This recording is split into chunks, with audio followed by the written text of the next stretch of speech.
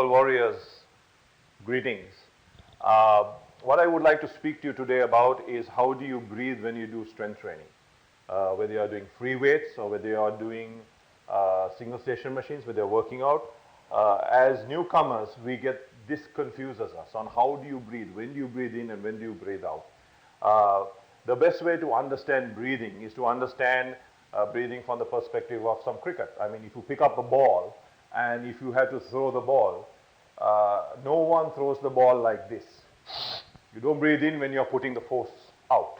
You always throw a cricket ball by taking the ball, and when you throw, is when you release the breath. And that's when you actually can apply the most amount of force.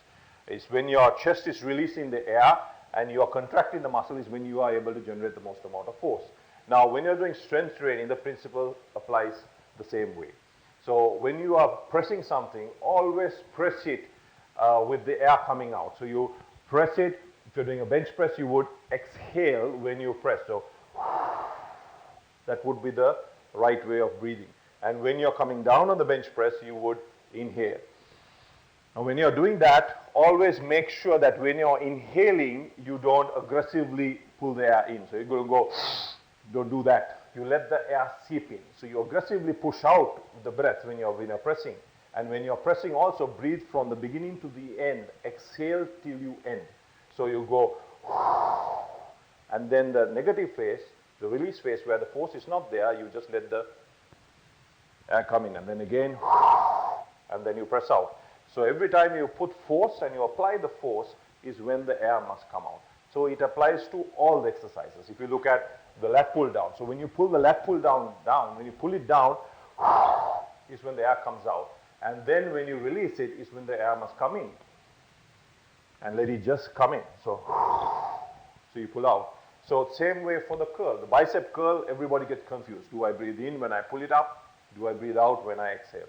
So in regards to the bicep curl also, what you would do is when you are applying force is when the air must come out. So when you curl upwards is when it must come out. So it, and then when you release it is when you breathe in.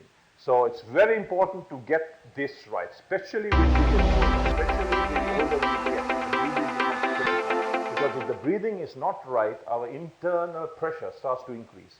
If you breathe the wrong way, it increases. And as we get older, it's critical that we breathe right. So always when you're doing strength training, as long as you're breathing out when you're applying the force and inhaling when you're in the negative phase or where the force is not applied, is the right way to do it. And in that state, your internal pressure also will remain consistent. So irrespective of your state of disease or sickness, it does not matter. Strength training can benefit you as long as you exhale and inhale at the right amount, and at no point you keep the air in you.